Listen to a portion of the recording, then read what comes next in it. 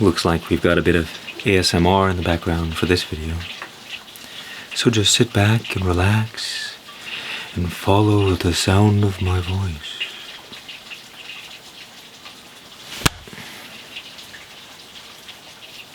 Caught you slipping. Time to focus. Because today we're going to talk about why you should not trust yourself and what we should do instead. You see, because there is an infinite amount of things that we have no idea about. 99% of all of our reality is unconscious. It's outside of our awareness. Our minds are designed, our bodies are designed to save resources. And we all know that the brain uses a lot of resources. So we are designed to ignore pretty much everything and only focus on the 1% that is relevant to us.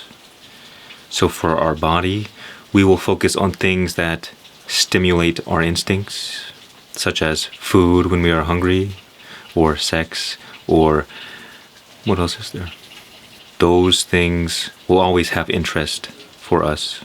Then whatever trauma is stored in our body will manifest as triggers out into the world, certain patterns that keep repeating themselves, certain stories that we continue to ruminate on, things we can't let go. And then there's our conscious identity of who we believe we are, things that we are interested in, things that we don't like, etc. And so only the things that are relevant to us are allowed to come into our awareness. So the entire quality of our life, our experience in this world, is determined from our identity, both unconscious and conscious. And so if we have a negative unconscious identity, or if we have low self-esteem and don't think very highly of ourselves, then our whole world is going to be painted in negativity. And we will perpetually give our energy to things that waste it, things that do not serve us, things that bring us to lower states of consciousness. And you see, what makes a person successful is that they have went inside themselves like an engineer and tinkered with their personality and their identity to become the person that they want to be. And when that happens, then you only focus on the reality that you want, things that are desirable to you. But most of us are kind of just thrown into life. We live our entire lives generally unconsciously, and we never live a life of our truest desire. But what you will soon discover is that you cannot actually change. Am I contradicting myself? It's been said that you cannot solve a problem from the same level of consciousness in which it was created. And so a lot of the times we try and fix our problems, but we just can't seem to get anywhere, or we keep running into brick walls. And that is because as a person, we are very limited. So the whole idea of self-improvement is designed to get you to change from where you are to where you want to go.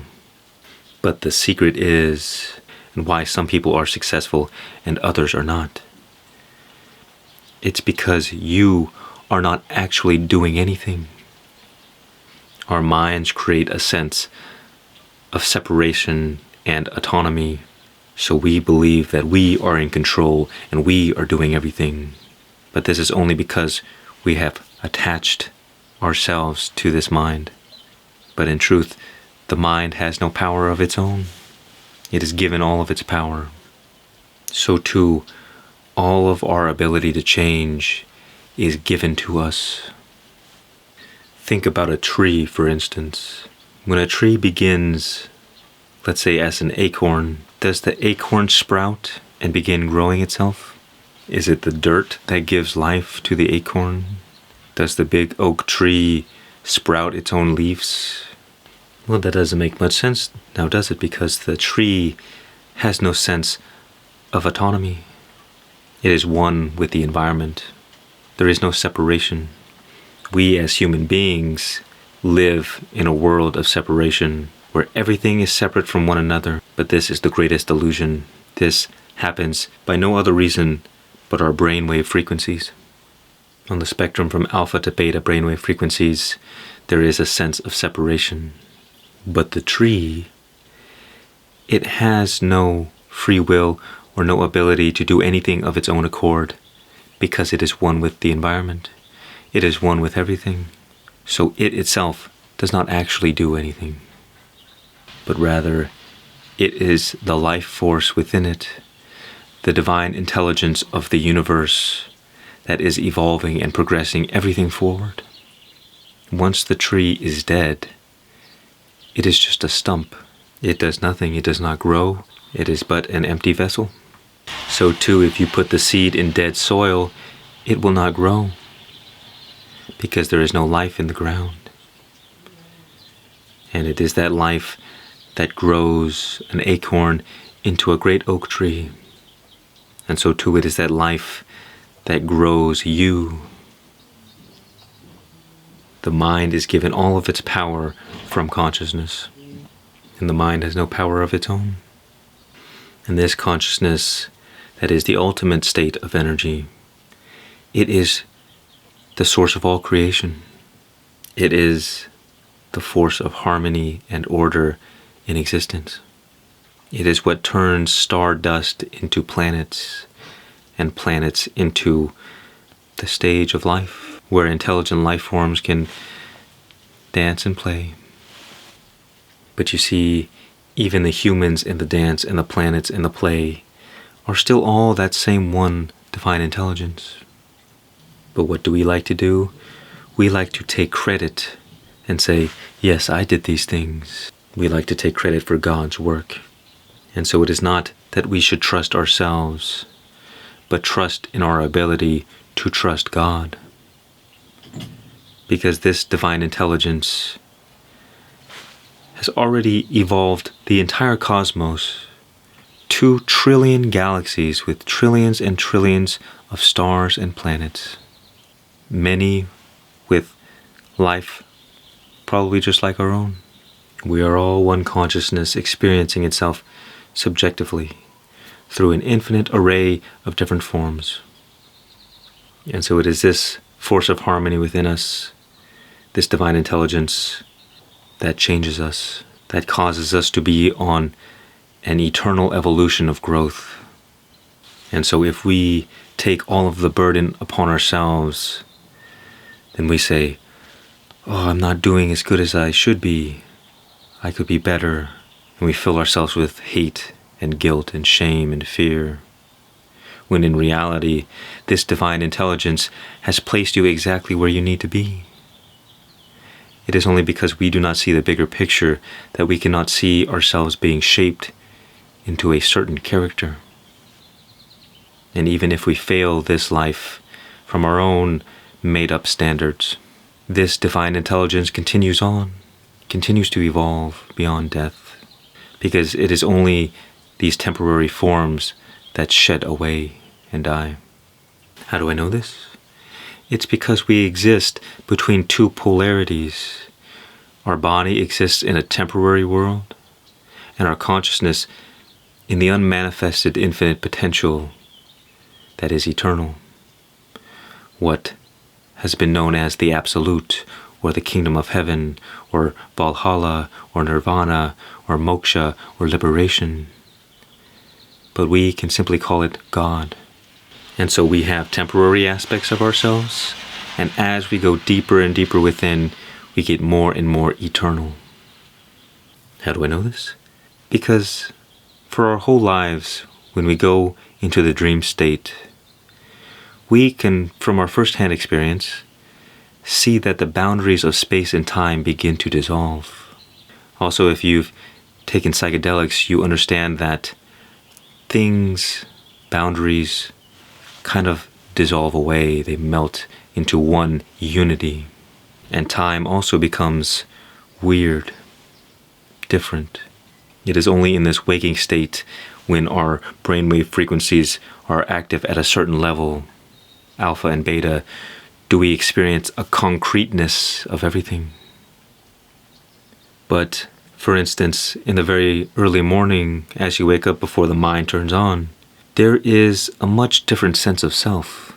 You exist not as a person, not as an individual, but simply as a presence.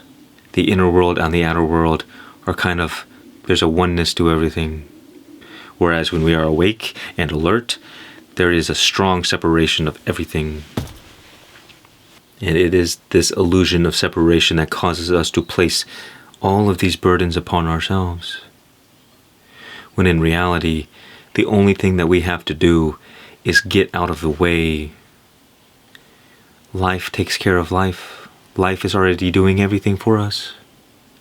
But because the mind is a tool for separation and many other things, we can cut ourselves off from this life force.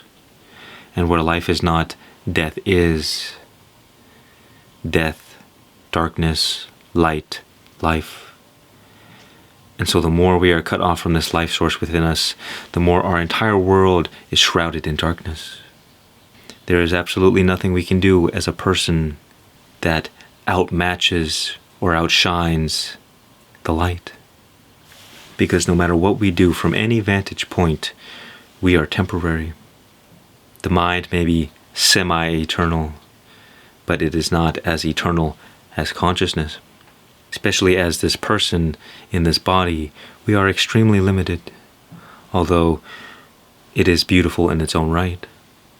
So it doesn't make sense to put all of the responsibility on ourselves as this limited, feeble creature, when we can rely 100% on the infinite intelligence that has created the entire cosmos.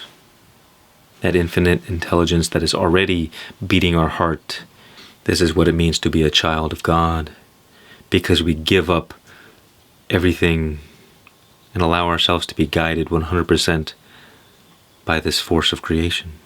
It's doing it already, regardless of if we surrender, only until we realize that what we are doing is not working out for us, can we come to this realization. Which is why people don't become awakened unless they experience large amounts of suffering. Because then there's no motive. And you see, even if you go out and conquer the world and gain all of the things, all of the riches, I don't believe this is wrong, but there will always be a sense of discontentment. There will always be a searching or a yearning or a seeking, a striving for something next. Because you cannot find lasting satisfaction in a temporary world. And so true happiness, true love, and true joy comes from nothing other than being in touch with this life within us. Because this force, this divine intelligence that is God, the reason why they call it the kingdom of heaven is because it radiates bliss and joy and love and peace. And so the more we are separated from this life force, the more we are cut off from this beauty, and the more we suffer.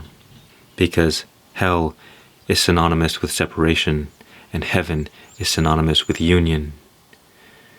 Separation from and union with God. This life force, this divine intelligence. And so as people, as individuals, we can do nothing but separate ourselves from this life force. But the one thing that we can do, we can, however, surrender power and control to get out of the way and to allow the life to flow through us freely.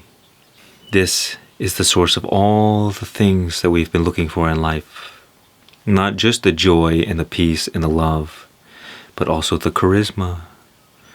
Also being able to solve our problems, being able to live life to the fullest.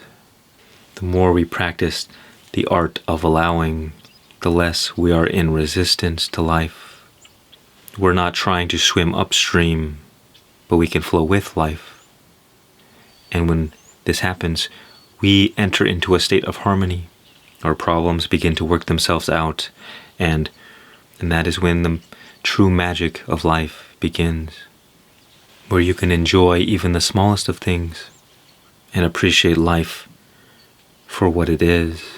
So don't rely on this body, this mind, this human this person, this individual, but rely on the divine intelligence that is already in control of everything.